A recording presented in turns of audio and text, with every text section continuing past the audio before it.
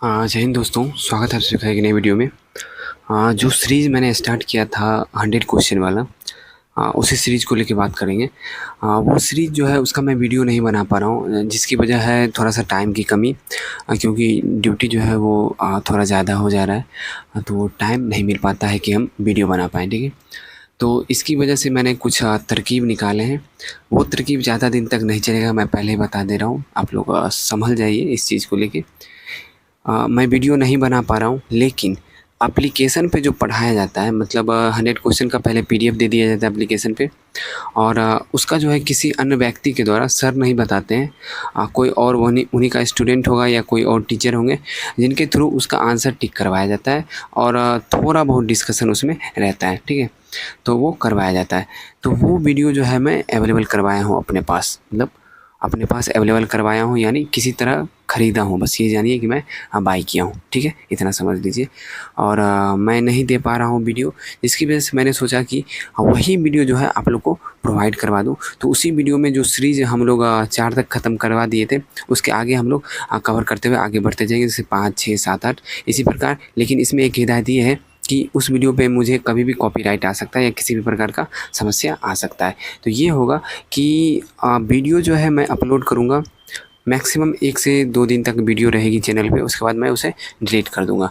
तो आप लोग जिन्हें पढ़ना है उनसे पढ़ लीजिएगा, बाकी जो है उसे मैं डिलीट कर दूँगा, तो फिर मुझे मत नहीं बोलिएगा कि डिलीट क्यों कर दिए। ठीक है, तो कोशिश कीजिएगा कि जल्द से जल्द पढ़ लें। हाँ, एक वीडियो अपलोड करूँगा, उस पे अच्छा रिस्पॉन्स आएगा, फिर अगला वीडियो अपलोड करूँगा। ठीक है, तो इस चीज़ को जान लीजिए। और अगला जो वीडियो होगा उसमें मैं जैसे अभी इंट्रो दे रहा हूँ, ऐसे इंट्रो कुछ नहीं दूँगा, डायरेक्ट आपको वीडियो मिल जाएगा उसमें। ठीक है, तो इस वीडियो को मैं बता दी हूँ, बाकी आगे आप लोग के ऊपर डिपेंड करता है कि आप लोग को उस तरह का वीडियो चाहिए या नहीं चाहिए। उसमें रिस्पॉन्स का मतलब ये है कि उसमें शेयर होना चाहिए, वीडियो में लाइक होना चाहिए, कमेंट होना चाहिए अच्छे-अच्छे, और उसके बाद ही मैं वीडियो अपलोड करूँगा, वरना कोई अपलोड नहीं करूँगा। फिर मुझे जब समय मिलेगा, अगर आप लोग का रिस्पॉन्स अच्छा नहीं आएगा, तो मुझे जैसे समय मिलेगा वैसे मैं आप लोग को वीडियो दूँगा, जैसे दे रहा हूँ। ठीक है, तो आप लोग पे डिपेंड करता है कि वीडियो आप कंटिन्यू आना चाहिए या नहीं आना चाहिए। ठीक है, चलिए मिलते हैं, आगे देखिए वीडियो। टेस्ट नंबर 25 है, इसका आंसर आप लोग मिलाइएगा। टेस्ट नंबर 25 का पहला क्वेश्चन है कि जब विलियन क्षारीय होता है, जब विलियन क्षारीय होता है तो फिनोल्फथेलिन कौन सा रंग देता है? तो यह हो जाएगा आपको गुलाबी रंग, यह आपको गुलाबी रंग देगा। फिर है कि जब किसी अम्ल और क्षार के विलयन को उचित मात्रा, ध्यान रखिएगा, उचित मात्रा में मिलाया जाता है तो विलयन की प्रकृति क्या होगी? तो विलयन की प्रकृति जो आपको, यह न तो अम्लीय और न ही क्षारीय रहती है, न ही अम्लीय और न ही क्षारीय रहती है जब उसे उचित मात्रा में मिलाते हैं।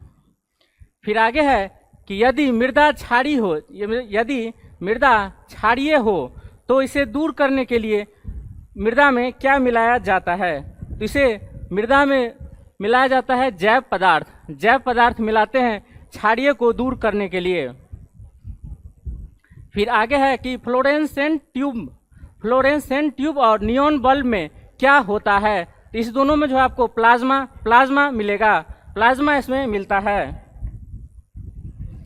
फिर आगे है कि आधुनिक परमाणु सिद्धांत का जनक किसे कहा जाता है? तो आधुनिक परमाणु सिद्धांत का जनक जो आपको, इसे जॉन डाल्टन को कहा जाता है, जॉन डाल्टन को कहा जाता है। आगे है कि प्रोटॉन पर कितना कूलम्ब आवेश होता है? तो प्रोटॉन पे जो आपको आवेश होता है 1.6 इंटू 10⁻⁻19 कूलम्ब। आगे है कि मेसॉन कण की खोज किसने की थी? तो मेसॉन कण की खोज जो आपको युकावा ने किया था, आगे है कि नरोत्तम सिंहानुक कहाँ के शासक थे? तो नरोत्तम सिंहानुक जो है आपको, या कंबोडिया के शासक थे।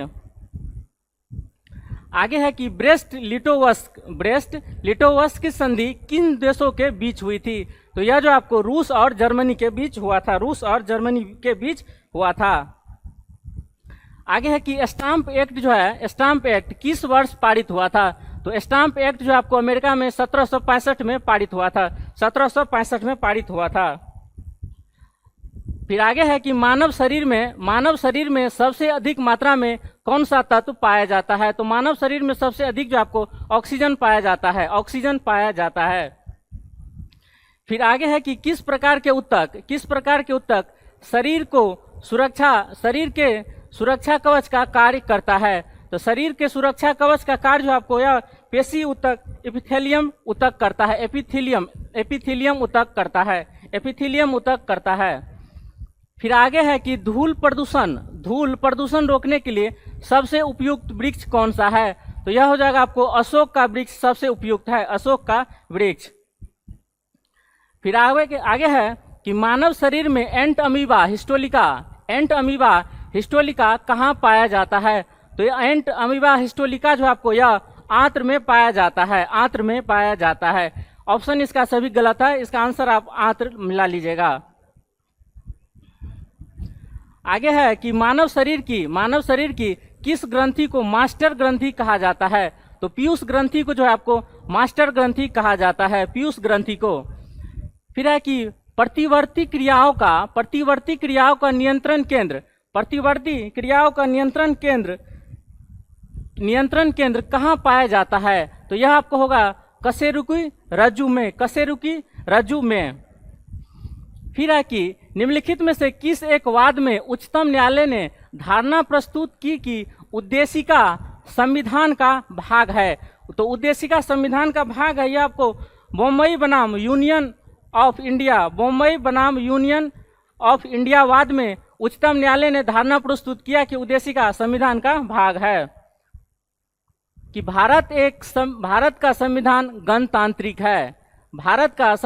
गणतांत्रिक है, क्योंकि इसका जो हेड है, इसका प्रमुख है, वह चुना जाता है और इसमें कोई वंशानुगत घटक नहीं है। तो इसका आंसर हो जाएगा आपको डी। फिर आगे है कि भारतीय संविधान की प्रस्तावना में समाजवाद शब्द किससे अपनी प्रेरणा प्राप्त करता है। तो संविधान में जो है आपको समाजवाद, यह आपको रशियन क्रांति से लिया गया है, रूस की क्रांति से लिया गया है। फिर आगे है कि संविधान सभा के संदर्भ में क्या सही है। तो क्या सही है, तो पहला है कि संविधान सभा की पहली बैठक 9 दिसंबर 1946 को हुई थी, तो यह आपका सही है। फिर है कि इसके प्रथम अस्थाई अध्यक्ष, ध्यान दीजिएगा, अस्थाई अध्यक्ष पूछ रहा है, डॉक्टर सच्चिदानंद सिन्हा थे, यह आपका गलत हो जाएगा। अस्थाई अध्यक्ष नहीं, बल्कि यह अस्थाई अध्यक्ष थे, अस्थाई अध्यक्ष। और अस्थाई अध्यक्ष जो आपको डॉक्टर राजेंद्र प्रसाद थे। फिर है कि मुस्लिम लीग ने संविधान सभा की प्रथम बैठक का बहिष्कार किया था, तो ये आपका सही हो जाएगा। तो 1 और 3 इसका सही आंसर हो जाएगा, 1 और 3 इसका सही आंसर हो जाएगा, 1 और 3 सही है।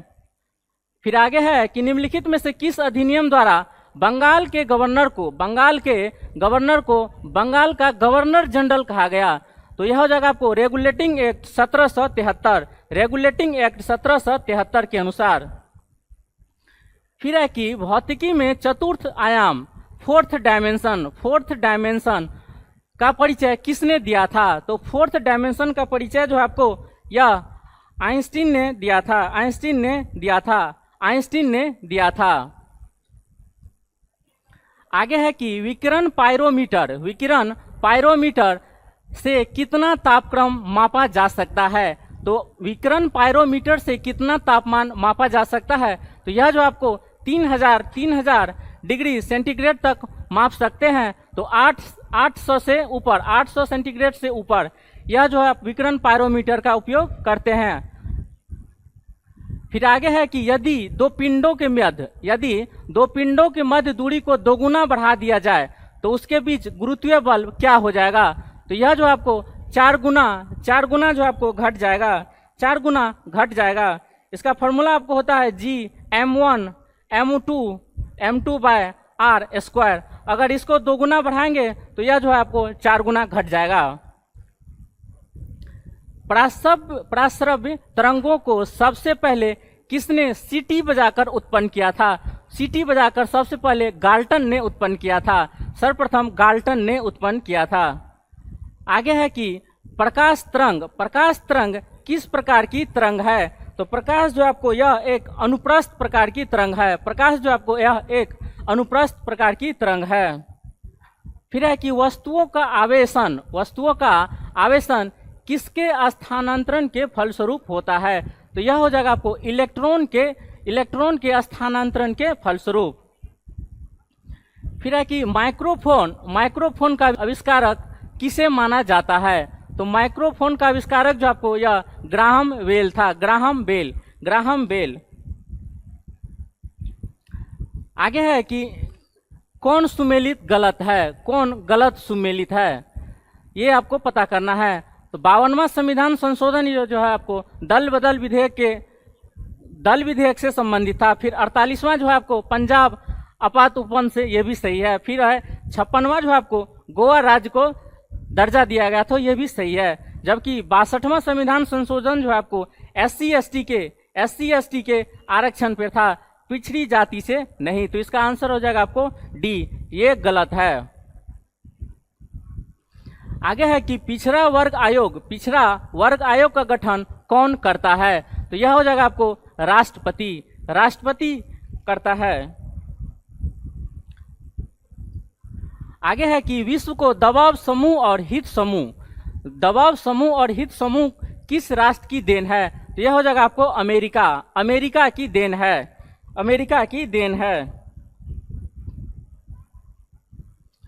आगे है कि प्रथम लोकसभा चुनाव में कितने राजनीतिक दलों को राष्ट्रीय दल का दर्जा प्रदान किया गया था? तो यह हो जाएगा आपको 14। प्रथम लोकसभा में 14 राष्ट्रीय दल और 39 अन्य दल सम्मिलित था। आगे है कि राष्ट्रीय आपातकाल में संविधान की संघीय प्रकृति आपको बताना है, यह क्या हो जाता है? तो संघीय प्रकृति जो आपको वैसा ही बना रहता है जो पहले था, पहले से जैसा था वैसा ही बना रहता है। आगे है कि कोई ऐसा मामला जो भारत की तीनों सूचियों में उल्लिखित नहीं है, जो तीनों सूचियों में उल्लिखित नहीं है, उस पर कानून बनाने की अवशिष्ट शक्ति किसके पास होती है? तो यह हो जाएगा आपको केंद्रीय विधायिका के पास। फिर आगे है कि अंतरिक्ष यान में बनाया गया परितंत्र क्या होगा? तो अंतरिक्ष यान में बनाया गया परितंत्र जो आपको यह कृत्रिम परितंत्र होगा, कृत्रिम परितंत्र। फिर है कि निम्नलिखित में से कौन सा भाग भारत का विश्व स्तर पर स्वीकृत हॉटस्पॉट नहीं है? तो विश्व स्तर पर स्वीकृत हॉटस्पॉट जो आपको नहीं है वह आपको गारो हिल्स यह आपको है। बाद में कि सुंडालैंड को ध्यान में रखिएगा, यह पश्चिम बंगाल के आसपास है। फिर हिमालय और पश्चिमी घाट, इस तीनों को जो है आपको विश्व स्तर पर स्वीकृति प्राप्त मिली है हॉटस्पॉट के लिए। सूची 1 को सूची 2 से सुमेलित कीजिए। इसमें है कि पहला अर्थ समिट, तो अर्थ समिट आपको 1992 में ही किया गया था।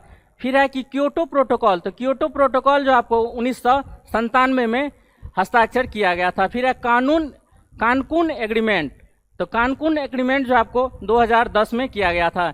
फिर पेरिस एग्रीमेंट जो आपको 2015 में किया गया था और 2016 में इसको लागू कर दिया था। तो इसका आंसर 1 2 3 4 हो जाएगा, 1 2 3 4, 1 2 3 4। आगे है कि मुखौटा नृत्य का संबंध किस नृत्य शैली से है? मुखौटा नृत्य का संबंध किस शैली से है? तो यह हो जाएगा आपको कथकली से संबंधित है। फिर है कि फुलकारी लोक कला कहाँ प्रचलित है? तो फुलकारी लोक कला जो आपको यह हरियाणा में प्रचलित है। आगे है कि घटम क्या है? तो घटम जो है आपको यह, इसका आंसर 1 हो जाएगा, बड़े आकार वाला संकीर्ण मुंह का मिट्टी का बर्तन है जिसका उपयोग तबले के रूप में किया जाता है। तो इसका आंसर हो जाएगा आपको ए, 40 का ए हो जाएगा। फिर है कि शतरंज का जन्मदाता देश किसे कहा जाता है? तो शतरंज का जन्मदाता देश जो आपको भारत को कहा जाता है। सूची 1 को सूची 2 से आपको मिलान करना है। तो पहला आपको कोनेरू हम्पी यह जो आपको शतरंज से संबंधित है। कोनेरू हम्पी जो आपको शतरंज से संबंधित है। पीवी सिंधु जो आपको, इनका संबंध आपको बैडमिंटन से है।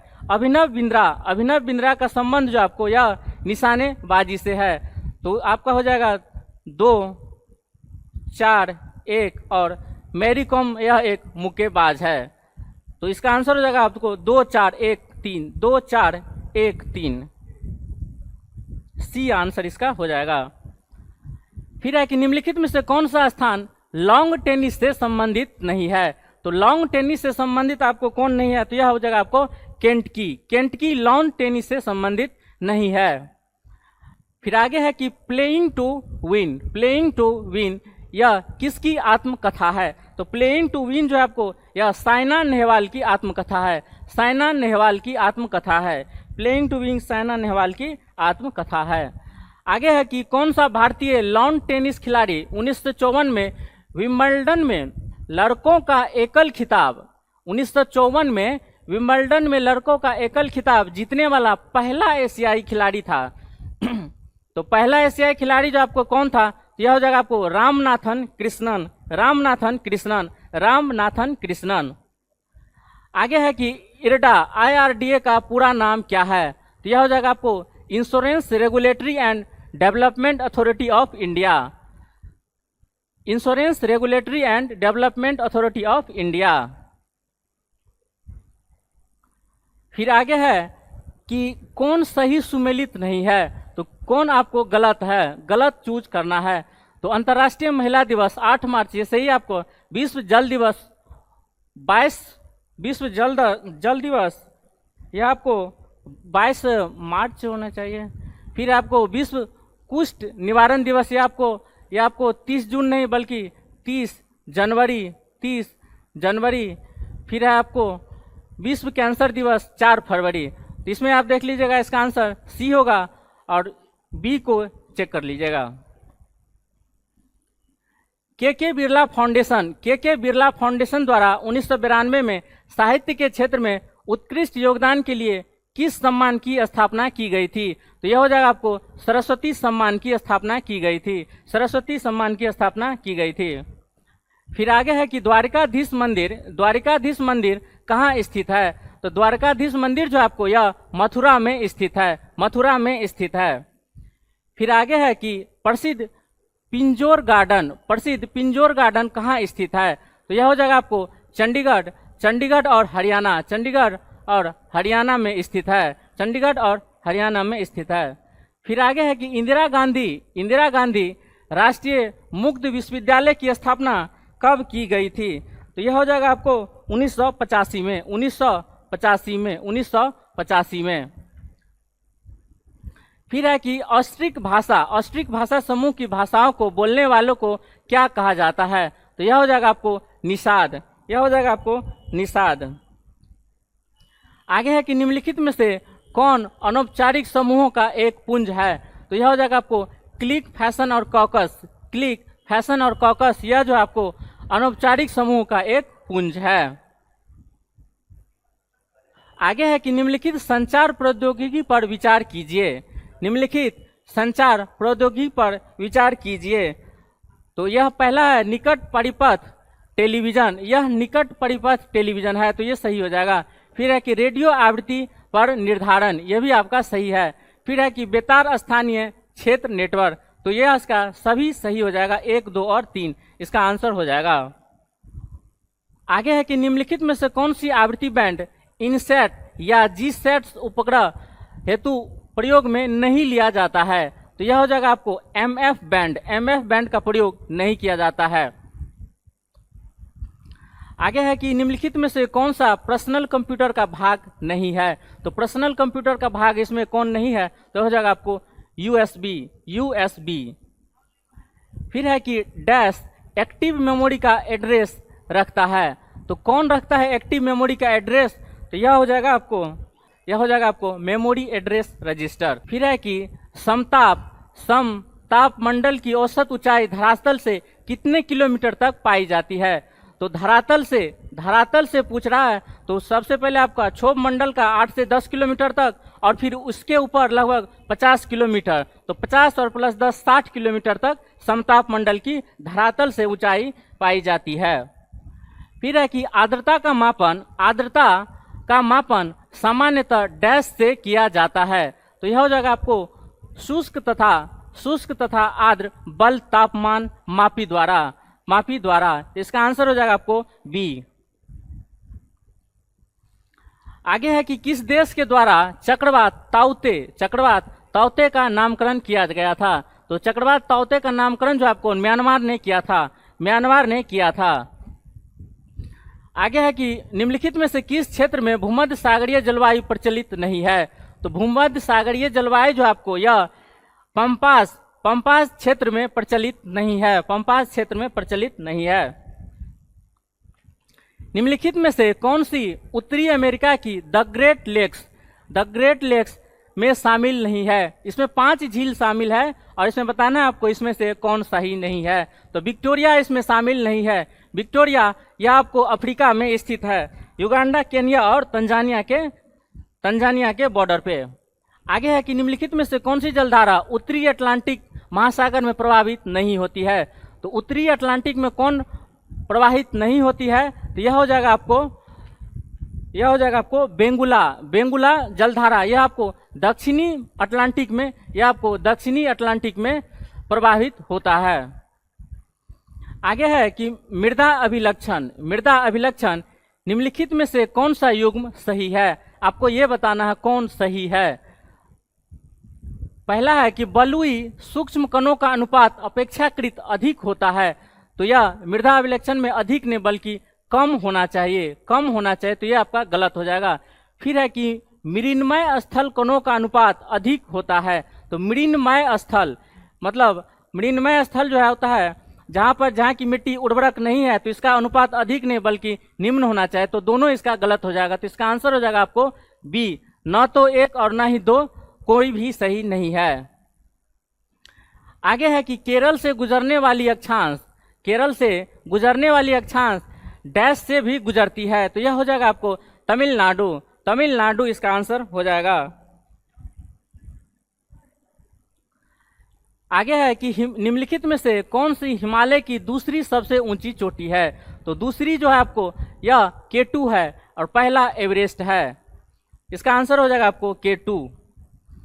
आगे है कि गंगा का मैदान किन 2 नदियों के बीच फैला हुआ है। तो गंगा का मैदान जो आपको घग्गर और तीस्ता के बीच फैला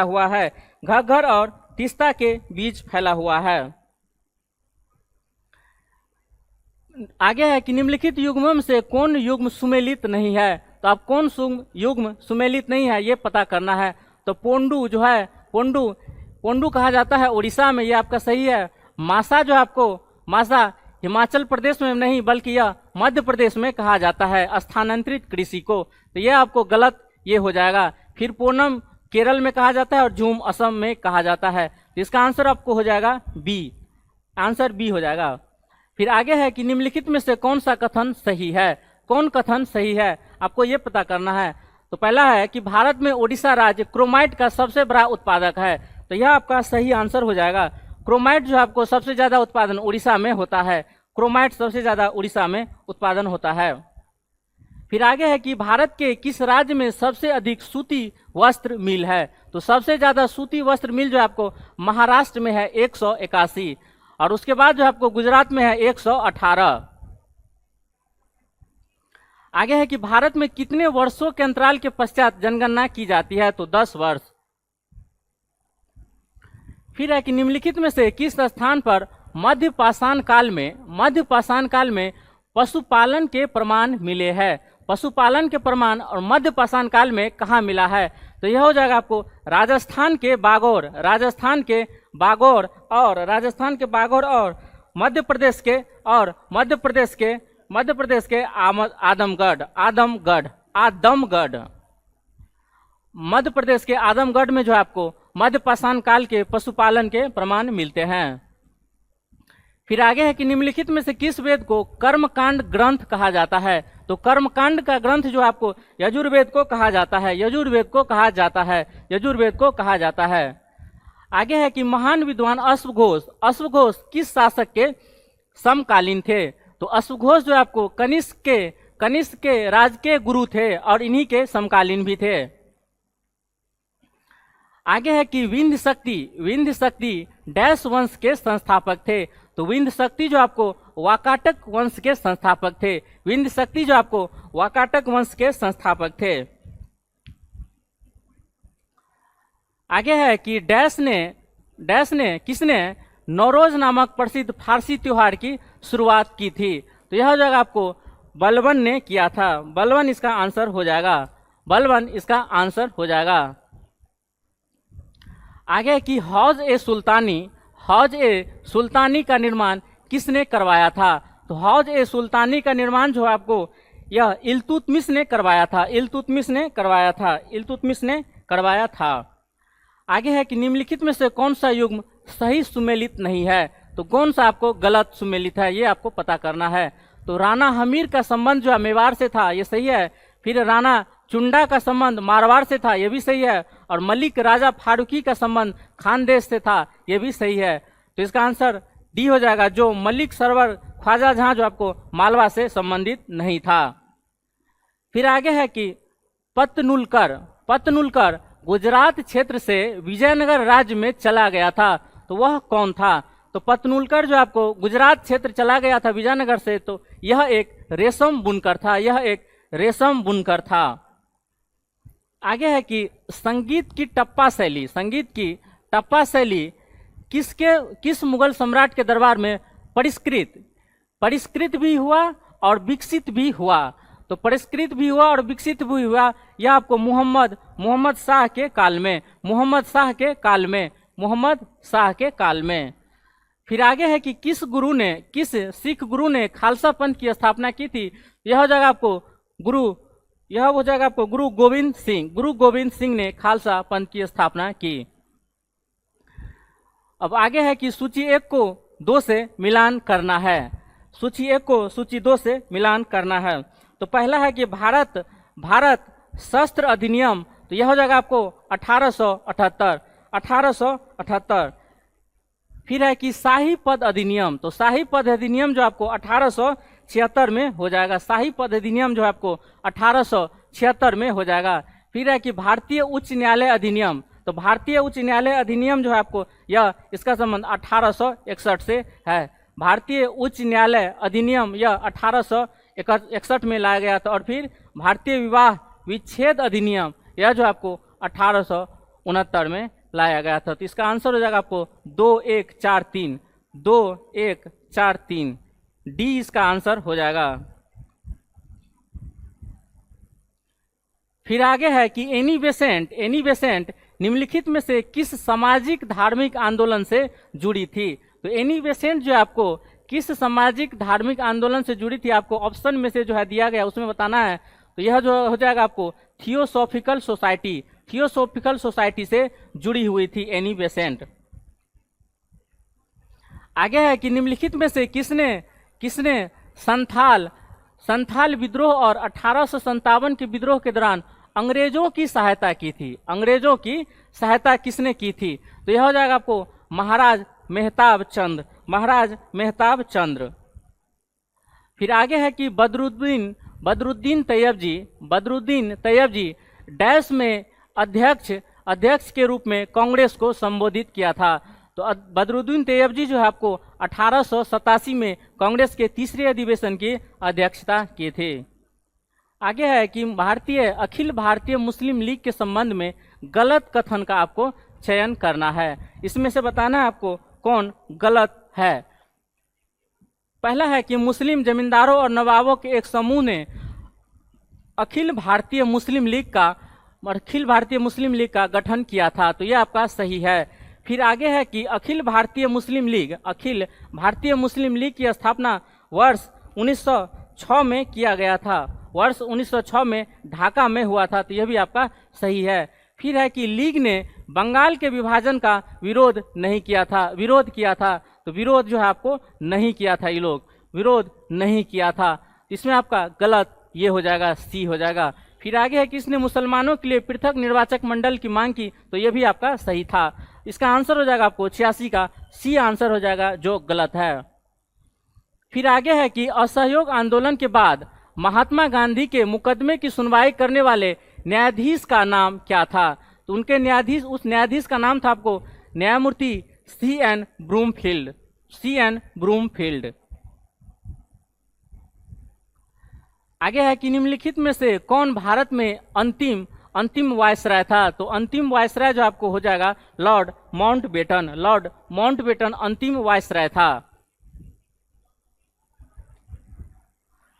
आगे है कि निम्नलिखित में से कौन सा लक्षण भारतीय अर्थव्यवस्था का कौन सा लक्षण नहीं है, अर्थव्यवस्था का नहीं है? यह हो जाएगा आपको श्रम की न्यून कार्य क्षमता, उसके बाद है प्रति व्यक्ति आय आपको इसमें नहीं कम और अधिक दिया है, तो आप इसको मान लीजिए प्रति व्यक्ति आय अधिक जो है नहीं है बल्कि कम है। फिर है कि पूंजी निर्माण की न्यून दर, तो यह भी आपका सही है। और प्राकृतिक संसाधनों की कमी, तो प्राकृतिक संसाधनों की कमी नहीं बल्कि यहाँ पर अधिकता है। तो इसका आंसर डी हो जाएगा। और बी इसलिए नहीं होगा क्योंकि इसमें कोई भी डिफाइन नहीं किया गया है, लेकिन अगर इसको सही होगा तो इसका आंसर हो जाएगा प्रति व्यक्ति आय कम है, तो इसका आंसर डी हो जाएगा। आगे है कि भारतीय अर्थव्यवस्था में किस वर्ष सर्वाधिक समृद्धि दर प्राप्त की थी? तो भारतीय अर्थव्यवस्था ने नहीं होगा, किस वर्ष सर्वाधिक समृद्धि प्राप्त की थी? यह हो जाएगा आपको 2010 और 2011 में, 2010 से 2011 के बीच में, 2010 से 11 के बीच में। फिर है कि निम्नलिखित में से कौन सा आर्थिक विकास का प्रमुख कारक नहीं है? तो आर्थिक विकास का प्रमुख कारण आपको पता करना है, इसमें से कौन नहीं है? तो जनसंख्या में परिवर्तन, पूंजी का संचय एवं तकनीकी सुधार और विशेषीकृत क्रियाओं या गतिविधियों में श्रम का विभाजन, यह सभी जो आपको आर्थिक विकास का प्रमुख कारण है। और आगे है कि तकनीकविद एवं नौकरशाह, यह जो है मुख्य रूप से आपको आर्थिक विकास का प्रमुख कारण नहीं है, तो इसका आंसर आपको डी हो जाएगा। आगे है कि भारत में गरीबी की रेखा से नीचे रहने वालों का प्रतिशत कितना है? तेंदुलकर समिति के रिपोर्ट के अनुसार, तो यह हो जाएगा आपको लगभग 21.9%। आगे है कि वह कौन सा वित्तीय वर्ष है जिसमें सार्वजनिक उद्योगों में विनिवेश का आरंभ हुआ? तो विनिवेश का आरंभ जो हुआ आपको 1991 से 1991 और 92 में। आगे है कि जैसे जैसे अर्थव्यवस्था का विकास होता है उसके जीडीपी में तृतीयक क्षेत्र का अंश क्या होगा? तो तृतीयक क्षेत्र का अंश जो आपको धीरे धीरे बढ़ता है। आगे है कि भारत में ट्रेजरी बिल बेचे जाते हैं, भारत में ट्रेजरी बिल किसके द्वारा बेचे जाते हैं? तो यह हो जाएगा आपको आरबीआई द्वारा, यानी भारतीय रिजर्व बैंक के द्वारा।